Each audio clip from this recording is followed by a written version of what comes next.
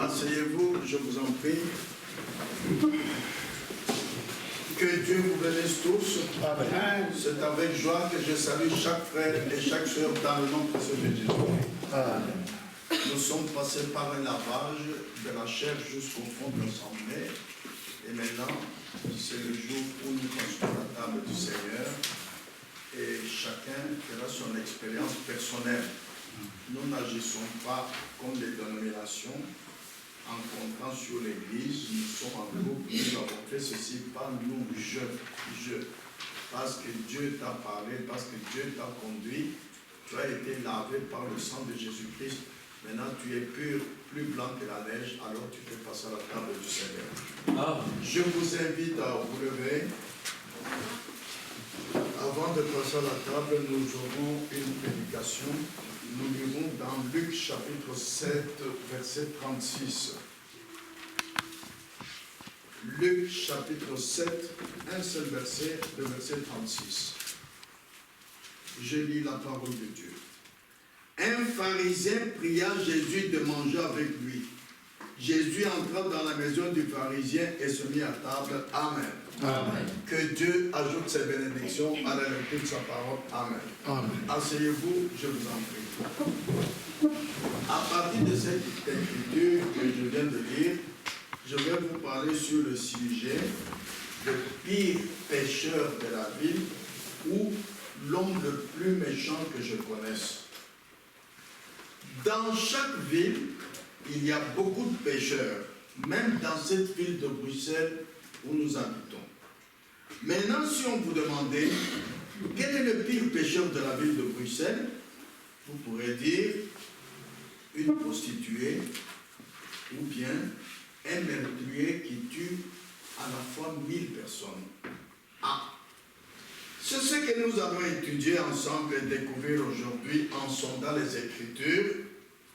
Et par la grâce de Dieu, le pire pécheur de la ville, c'est qui? Nous avons lu dans Luc chapitre 7, verset 6, ceci. Un pharisien pria Jésus de manger avec lui. Jésus entra dans la maison du pharisien et se mit à table. En lisant cette écriture, puisque nous connaissons cette histoire, on voit qu'il y a quelque chose qui cloche. Il y a quelque chose qui ne va pas. En effet, pourquoi un pharisien inviterait-il Jésus de venir manger avec lui? Car les pharisiens n'aimaient pas Jésus. Les pharisiens haïssaient Jésus et ils méprisaient Jésus. C'est exact. Les pharisiens ont même appelé Jésus Belzébul. Ainsi, il n'y avait rien en commun entre les pharisiens et Jésus. Regardez aujourd'hui parmi nous, par exemple, en général, quand nous voulons inviter quelqu'un pour venir manger avec nous, vous n'allez quand même pas demander à votre ennemi de venir manger avec vous. C'est-à-dire quelqu'un que vous n'aimez pas pour venir manger avec vous, mais non.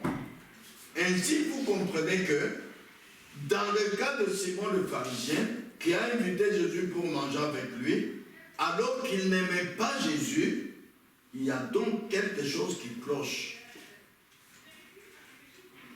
En effet, généralement dans la vie des gens, c'est de communier les uns avec les autres que nous avons besoin. C'est de la communion que nous avons besoin. La Bible dit dans Amos chapitre 3 verset 3, j'aime lire la version d'Arby qui dit ceci: deux hommes peuvent-ils marcher ensemble s'ils ne sont pas d'accord? Vous connaissez la réponse, ils ne peuvent pas marcher ensemble. Regardez dans la nature. Les oiseaux de nuit ne marchent jamais ensemble avec les oiseaux de jour. Mais non, parce qu'ils ont la nourriture différente. Ils ont la vie différente. Ils ne peuvent pas marcher ensemble. Un oiseau de nuit ne dira pas à l'oiseau de jour, mais quitte la nuit, reste avec moi la journée. Mais non, il ne peut pas. Il ne peut pas. Voyez, regardez la communion parmi les chrétiens de la première église dans le Nouveau Testament, par exemple. Nous lisons cela dans Actes chapitre 4, verset 32. Je lis. Actes chapitre 4, verset 32. La multitude de ceux qui avaient cru n'était qu'un cœur et qu'une âme. Nul ne disait que ses biens lui appartenaient en propre, mais tout était commun entre eux. Amen. Vous voyez que tout était commun entre eux. Quand la parole de Dieu était prêchée, comme ils avaient le même baptême du Saint-Esprit, ils comprenaient la prédication de la même manière. Ils mettaient en pratique ce qui a été prêché de la même manière. Ils priaient de la même manière.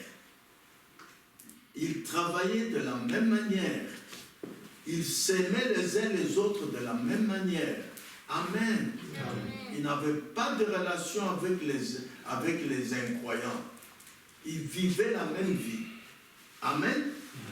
C'est ainsi que nous aussi, nous sommes ici ensemble à chaque réunion, parce que nous avons des choses en commun en tant que chrétiens. Nous croyons que Jésus-Christ est notre Sauveur. Amen. Et que le Saint-Esprit est notre conducteur. Amen. Nous ne nous conduisons pas nous-mêmes. Nous croyons à la parole révélée, telle qu'elle est prêchée par le prophète promis par Dieu dans Malachie 4, 5, 6. Nous n'interprétons pas la Bible nous-mêmes comme nous voulons. Nous n'utilisons pas l'intellect. Nous attendons que le Saint-Esprit nous révèle. Voilà comment nous marchons de la même manière. Amen. Amen. Mais dans Luc chapitre 7, verset 36 qu'on a lu, ce pharisien qui invita Jésus de manger avec lui, il s'appelle Simon. Que pouvait-il bien vouloir de Jésus, car il n'avait rien en commun avec Jésus et il n'aimait pas Jésus. Simon le pharisien a invité Jésus chez lui pour manger avec lui et Jésus est allé chez lui. Lorsque Jésus est arrivé chez Simon, le pharisien, Jésus a été mal accueilli. Ah, regardez déjà. En effet, contrairement à la manière en ce temps-là d'accueillir l'invité pour lui montrer qu'il est le bienvenu, on lui lave les pieds d'abord. Les pieds de Jésus n'ont pas été lavés en signe de bienvenue. 2.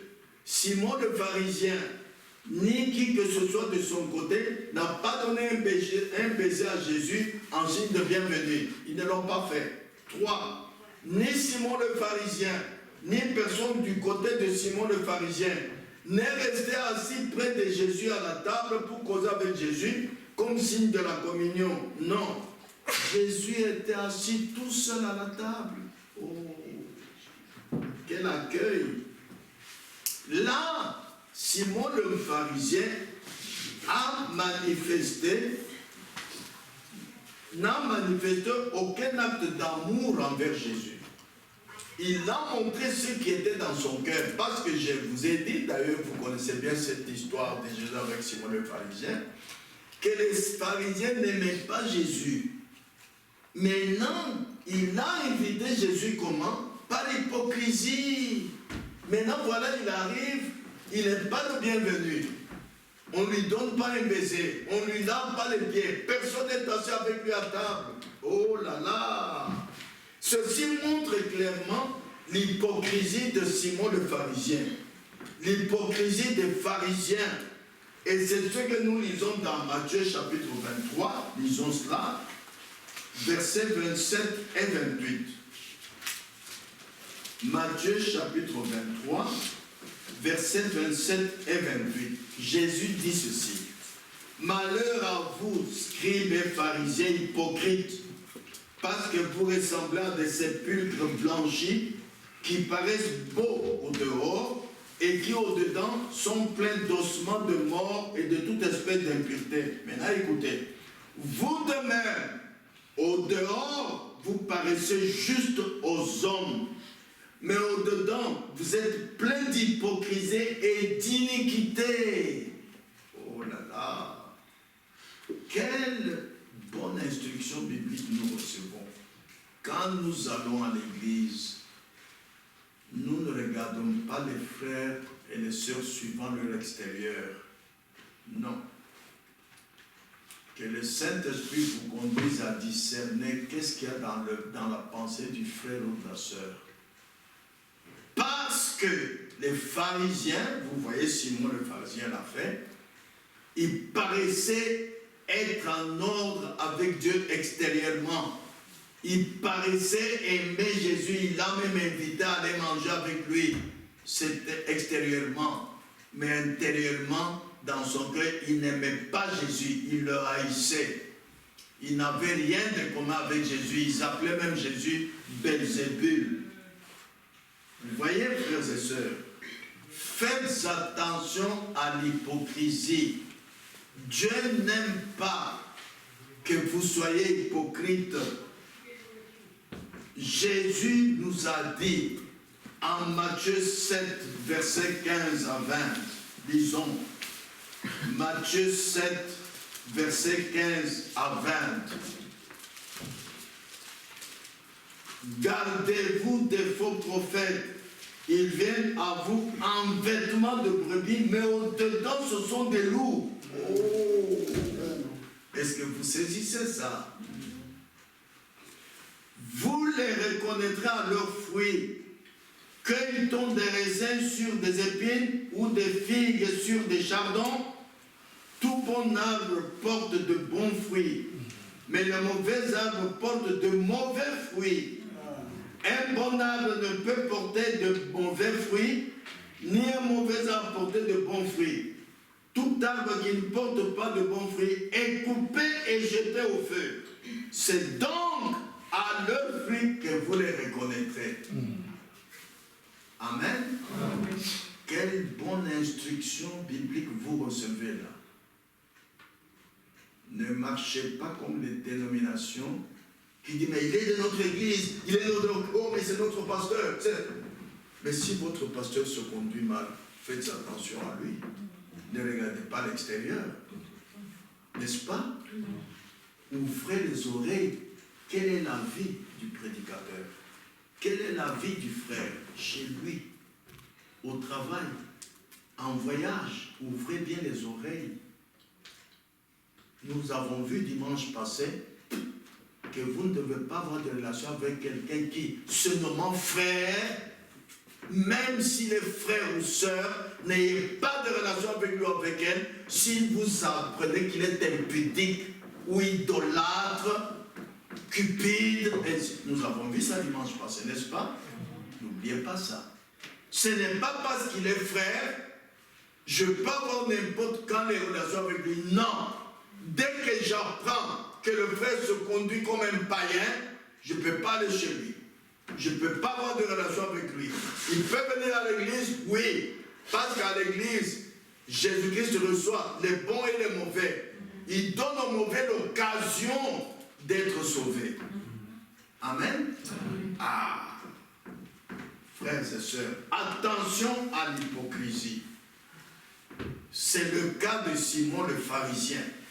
Par contre, la femme pécheresse qui se trouvait dans la même ville et qui était entrée dans la maison de Simon le pharisien et se tenait au pied de Jésus, a manifesté, elle qui est une femme pécheresse, qu'elle aimait beaucoup Jésus. Et Jésus lui-même a rendu témoignage de l'amour de la femme pécheresse.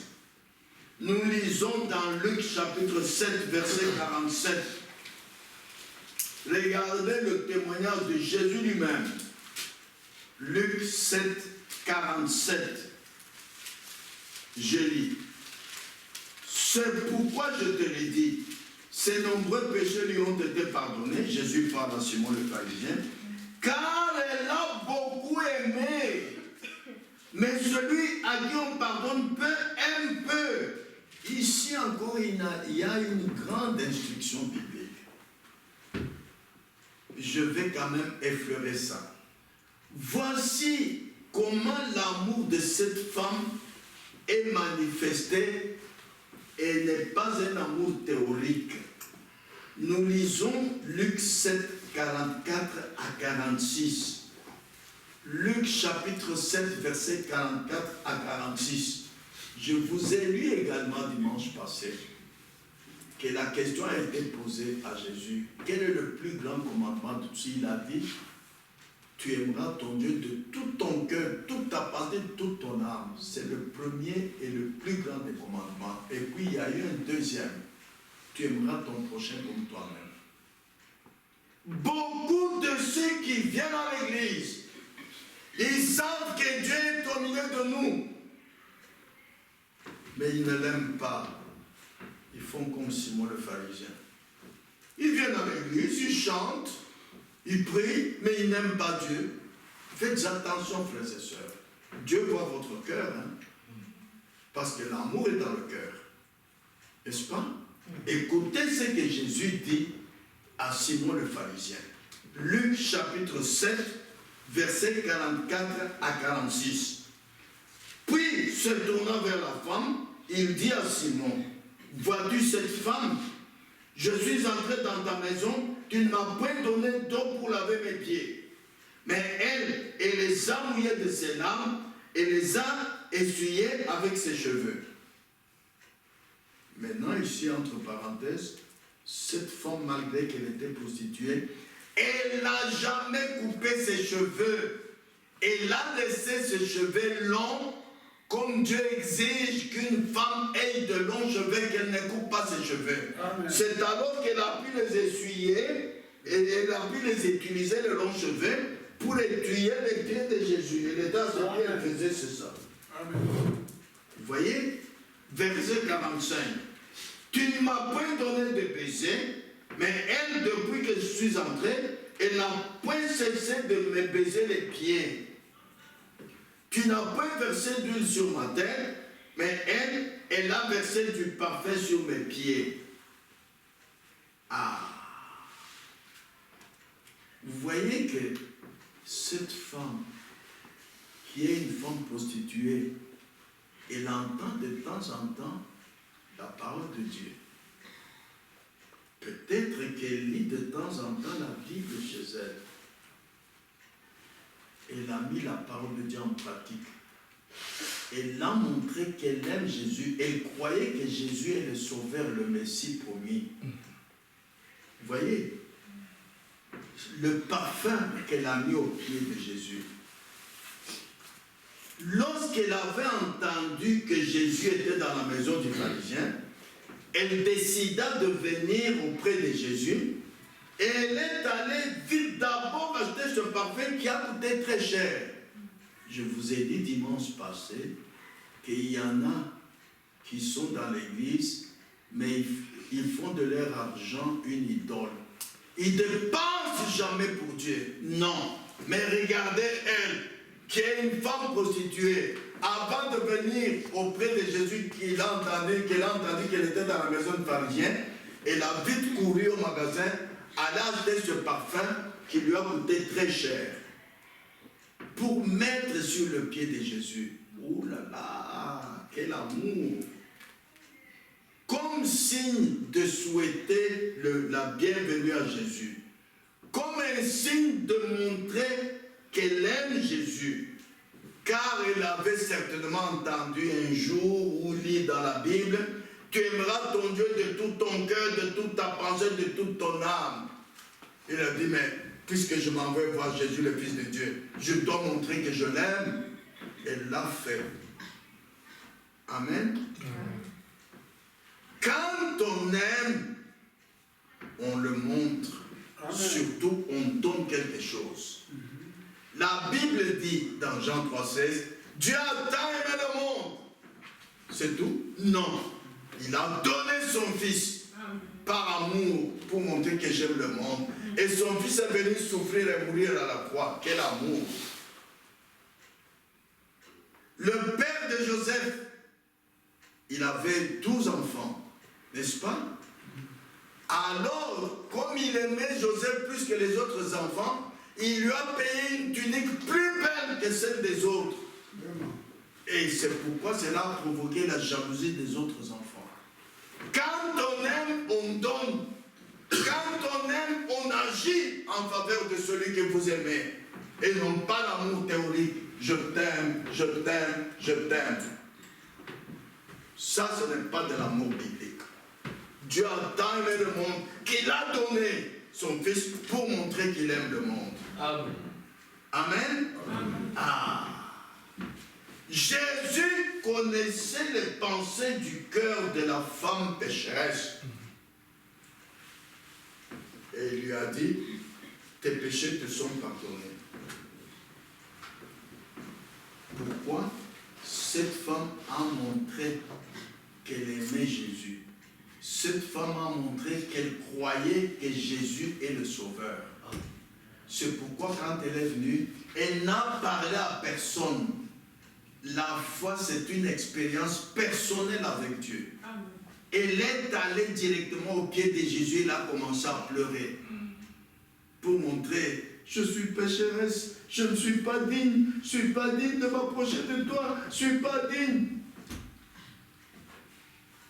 Amen. Amen. Ah. C'est ce que nous avons lu, nous pouvons le relire dans Luc 7, 47, 48. C'est pourquoi, je te l'ai dit, ses nombreux péchés lui ont été pardonnés. C'est pourquoi, c'est-à-dire quoi? Parce que j'ai vu ce que cette femme a fait à mes pieds. J'ai vu l'amour qui est dans le cœur de cette pécheresse. Alors, ses nombreux péchés lui ont été pardonnés. Car elle a beaucoup aimé. Pas peu, beaucoup. Oh là là, quel témoignage. Un vrai témoignage, parce que c'est Jésus-Christ, le Fils de Dieu qui le dit. Elle a beaucoup aimé. Mais à celui à qui on pardonne peu, aime peu. Ah, je vais revenir là-dessus pour vous, frères et sœurs, pour votre expérience personnelle avec Dieu. Il y en a qui aiment beaucoup Jésus-Christ, il y en a qui aiment un peu seulement Jésus-Christ, il y en a qui ne l'aiment pas du tout. Il dit à la femme, tes péchés te sont pardonnés. Amen. Ah. J'aimerais revenir sur Luc 7, 47. Quelques minutes. Elle a beaucoup aimé, mais celui à qui on pardonne peu, aime peu. Frères et sœurs, cela est une instruction biblique qui doit nous réveiller sur ce que la Bible dit dans 2 Corinthiens chapitre 9 verset 6. La Bible s'interprète elle-même. 2 Corinthiens chapitre 9 verset 6. Sachez-le, celui qui sème peu moissonnera peu, et celui qui sème abondamment moissonnera abondamment. Oh là là, Dieu soit loué. Amen. Quand nous entendons la parole de Dieu, nous la mettons en pratique différemment. Mais soyez attentifs aujourd'hui, soyez attentifs frères et sœurs. Vous, la manière que vous vivrez la parole de Dieu, un tout petit peu, Dieu vous donnera un tout petit peu aussi. Celui qui vit la parole de Dieu en donnant même sa vie, en abandonnant même sa famille, Dieu lui donnera beaucoup. Alléluia. Amen. J'aime ça. Alléluia. Ne dites pas, les prédicateurs sont en train de nous casser les oreilles. Non. C'est pour votre propre bien. Amen. Celui qui donne peu à Dieu, en aimant Dieu seulement un peu, Dieu lui donnera aussi un peu. Celui qui donne beaucoup, comme Meshach, Shadrach, Abednego, ils ont même donné leur vie. Et Dieu est entré dans le feu où ils étaient pour aller les sortir. Il leur a donné beaucoup aussi. Retenez ça, frères et sœurs. Parce que dans 2 Corinthiens 9, 6, nous avons lu que celui qui sème peu moissonnera peu.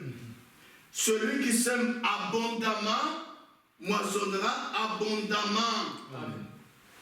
En effet, nous ajoutons à ça Galates 6, versets 7 à 9. Quand je vous dis que Pierre avait abandonné ses filets dans l'eau pour suivre le Christ, il avait abandonné son travail. Mais chaque Shadrach, Abednego ont accepté d'abandonner leur vie pour vivre la parole de Dieu telle qu'elle est. Ils ont eu beaucoup. C'est pourquoi ils n'auront pas le même salaire. Il y en a qui auraient un tout petit salaire, malgré que vous êtes nés de nouveau sanctifiés. Mais celui qui est baptisé de Saint-Esprit, conduit par le Saint-Esprit, passe par des souffrances, il aura beaucoup. Ne l'oubliez pas. Donc la manière dont vous vivez la parole de Dieu, si c'est peu de choses, Dieu vous donnera aussi peu. Si c'est beaucoup de choses, Dieu vous donnera aussi beaucoup. Amen. Parce que nous lisons dans Galates chapitre 6, versets 7 à 9, Galates 6, versets 7 à 9, ne vous y trompez pas, on ne se moque pas de Dieu. Ce que l'homme aura semé, il le moissonnera aussi. C'est ce que tu sèmes que tu moissonneras. Tu as semé peu, tu vas moissonner peu. Celui qui sème pour sa chair, moissonnera de la chair la corruption. Mais celui qui sème pour l'esprit, moissonnera de l'esprit la vie éternelle. Ne nous lassons pas de faire le bien, car nous moissonnerons au temps convenable si nous ne nous relâchons pas. Alléluia. Amen. Ce que vous semez, c'est ce que vous récolterez. Retenez cela, frères et sœurs. C'est pourquoi nous ne venons pas pour dire notre église, notre... Non. Moi, Dieu m'a dit. Amen. Voilà comment un chrétien marche. Moi, Dieu m'a parlé cette nuit. Dieu me conduit. Amen. Amen. Croyez-vous que vous serez dans le même ciel avec Meshach, Shadrach, Abednego? Amen. Mais alors, vous devez aussi mettre même votre vie à l'écart pour servir Dieu. Amen. Amen. Voilà. Ce que vous semez, c'est ce que vous récolterez. Retenez cela, et c'est vrai. Simon le pharisien, qui a invité Jésus chez lui, et a mal accueilli Jésus, qu'a-t-il récolté? Voici ce qu'il a récolté. C'est par là que nous allons terminer. Vous avez vu la femme pécheresse qui n'allait jamais à l'église, qui vivait une mauvaise vie, qui est allée une fois dans la maison de Simon le pharisien parce qu'il a appris que Jésus est là-bas à table. Regardez ce qu'elle a fait et ce qu'elle a eu.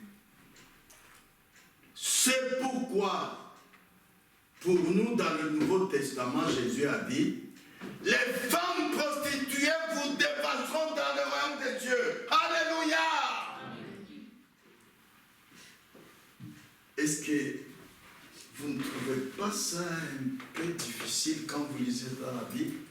Une femme prostituée qui n'est jamais allée à l'église, elle a toujours fait du mal. Je vous ai posé la question, je vous ai dit au début de la prédication, que si on posait la question à quelqu'un, quel est le pire pécheur de la ville de Bruxelles, il dira les femmes prostituées.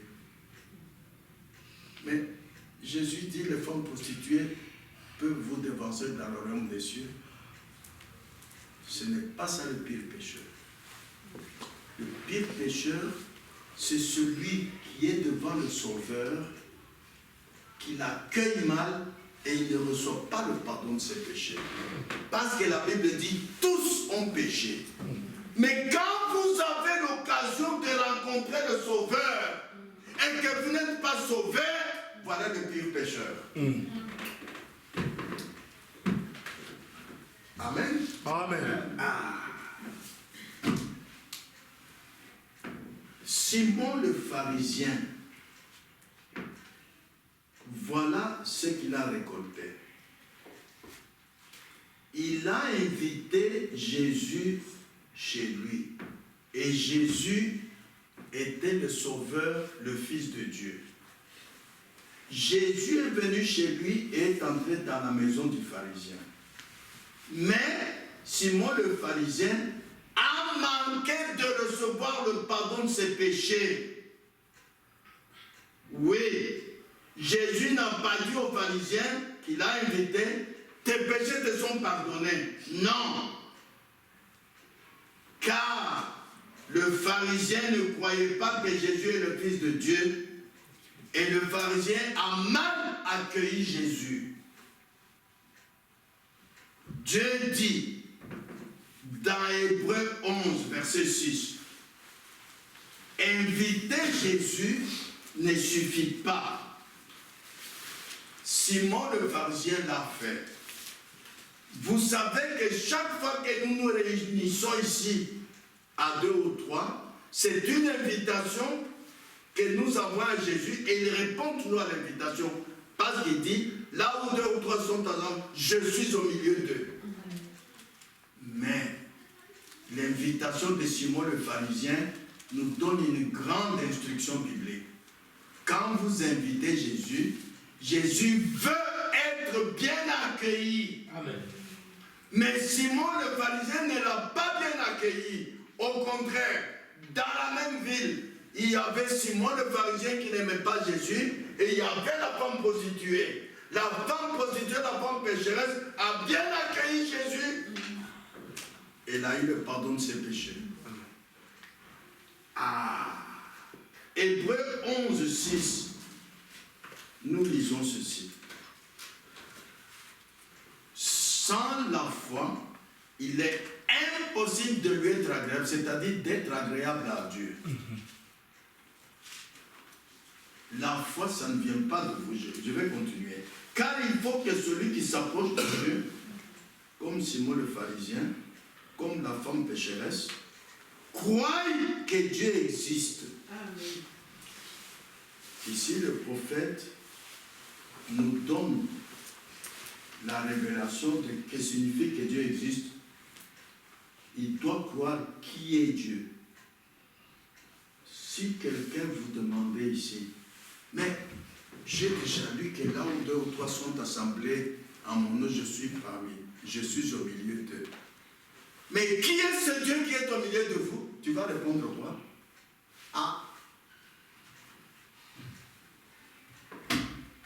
Qui est ce Dieu qui est au milieu de vous? Mais c'est le Saint-Esprit. Et le Saint-Esprit communique individuellement avec chacun de vous, individuellement. Le Saint-Esprit n'utilise jamais, n'entre jamais en communication avec un groupe de gens. Non, la Bible est là, montrez-moi où est-ce qu'il l'a fait. Ça, c'est la tendance dénominationnelle. C'est ce qui va envoyer beaucoup de femmes et beaucoup d'hommes en enfer. Ça, ce n'est pas la foi. Il faut que celui qui s'approche de Dieu, comme Simon le pharisien et la femme pécheresse, croie d'abord que Dieu existe. Et qu'il ait la foi. Sans la foi, tu ne peux pas être agréable à Dieu. Simon le pharisien a montré, pour plaire aux gens, que bon, malgré que les pharisiens critiquent Jésus, il dit, bon, moi je vais quand même l'inviter à venir manger chez moi. Ça, c'est pour plaire aux hommes. Ce n'est pas la foi, ça. Amen.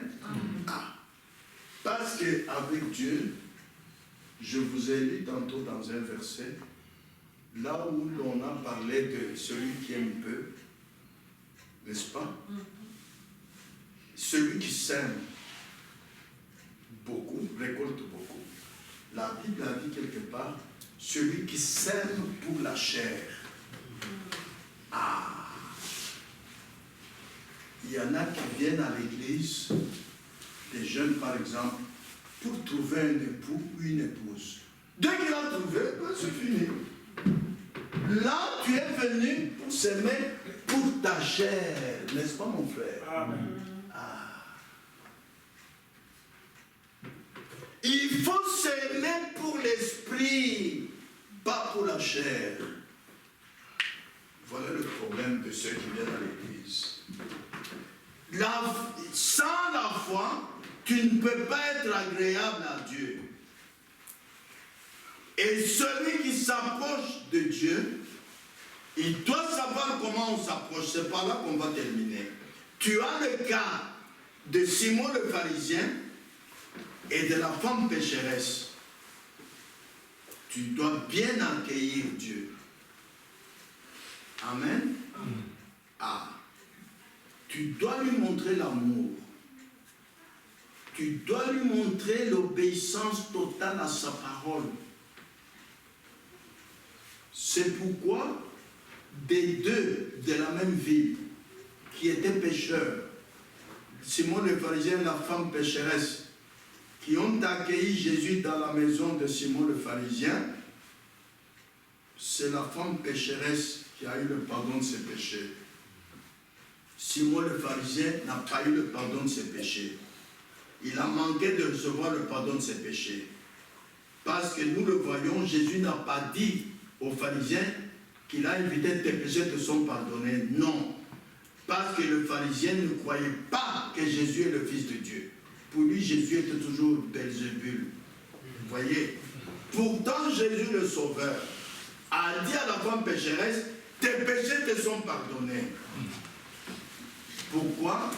Parce que la femme pécheresse a montré qu'elle reconnaît qu'elle est pécheresse. Elle pleurait au pied de Jésus pour montrer, je suis indigne, je ne peux pas me mettre même debout devant toi, je me mets à genoux à tes pieds, je me mets à tes pieds et je pleure pour mes péchés. Mes larmes, comme je vois que tes pieds n'ont pas été lavés, mes larmes vont laver tes pieds et mes longs cheveux, comme une femme doit en avoir selon la parole de Dieu, sont en train d'essuyer tes pieds.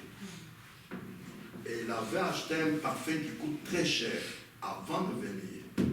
Elle a dépensé de l'argent pour Dieu. Même parmi nous ici, que chacun fasse l'examen de son cœur. Par mois, tu dépenses combien pour Dieu? Ah! Tu ne vas pas me poser la question, je dis, frère Kanda, où est-ce que la Bible parle de dépenser pour Dieu? Les malheureux qui sont au bord du chemin là, qui doit leur donner l'argent? Celui qui croit en Dieu. Amen. Les femmes veuves, qui doit les aider? Celui qui croit en Dieu. Amen. Alors, quand tu as l'argent, tu fais tout, mais tu ne penses pas à Dieu. Mais la femme pécheresse a d'abord pensé à Dieu. Elle a acheté un parfum qui coûte très cher pour aller mettre au pied de Jésus, le Fils de Dieu. Amen. Amen. C'est pourquoi Jésus lui a dit, je vois que tu aimes beaucoup Dieu. Tes péchés te sont pardonnés. Frères et sœurs,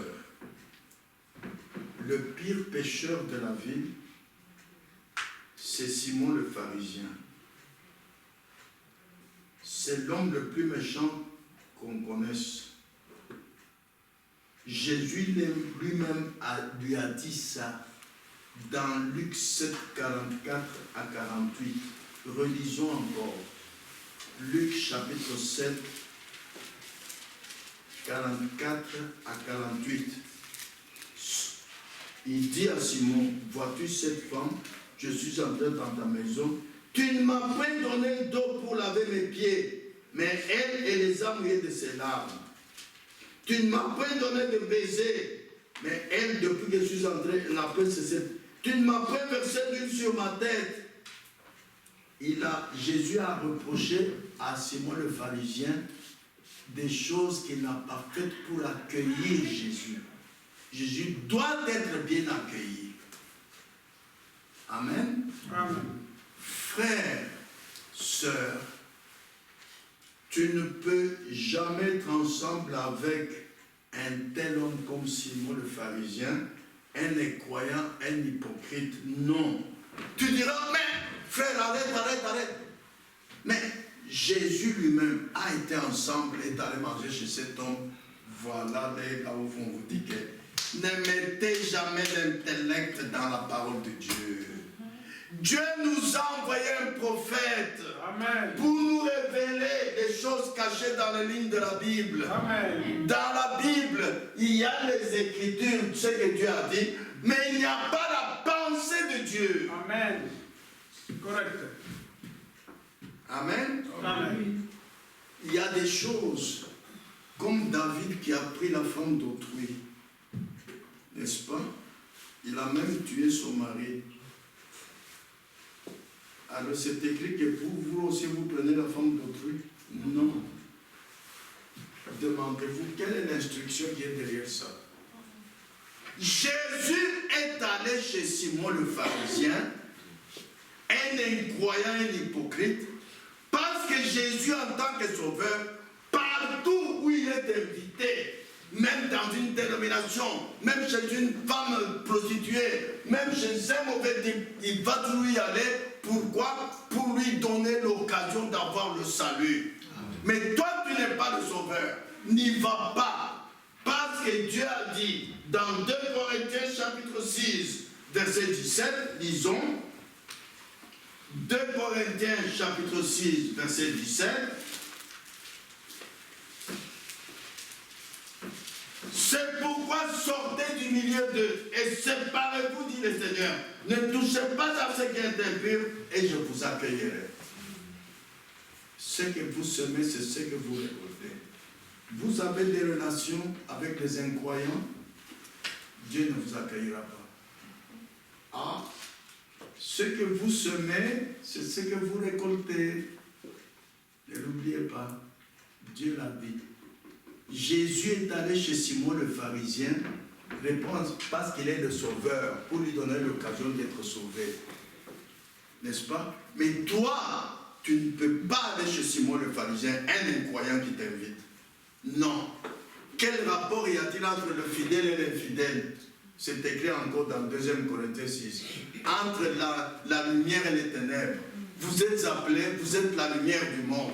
Comment tu peux aller avec les ténèbres dans un endroit ensemble pour manger ensemble? Tu ne peux pas. Frères et sœurs, ceci est une instruction biblique pour nous montrer ce que font les hypocrites. Parce que Dieu nous dit qu'un croyant ne peut pas être ensemble avec un incroyant. Non, ne le faites pas. Jésus l'a fait pour lui donner l'occasion d'être sauvé. Il n'a pas été sauvé, mais c'est la femme pécheresse qui a été sauvée. Mais vous ne le faites pas. Pour terminer, nous devons savoir que c'est ça la chose essentielle. Vous devez savoir que chaque fois quand nous nous réunissons ici, c'est une invitation que nous faisons à Jésus. Et Jésus répond toujours à chaque invitation, car il a dit dans Matthieu 18, 20, que là où 2 ou 3 sont assemblés, je suis parmi eux. Chaque fois que les gens se réunissent à 2 ou à 3, au nom de Jésus-Christ, ils invitent Jésus et Jésus descendra toujours. Toujours. Et pourquoi est-ce que Jésus répond toujours à notre invitation et est au milieu de nous? Et Jésus ne vient jamais en retard. Non. Quand vous dites, demain nous nous réunissons à 16h, à 16h Jésus est là. Pas à 16h 1 minute. Non. Il est toujours à l'heure. Mais, qu'est-ce qu'il regarde parmi nous qu'il a invités? L'accueil de chacun de nous.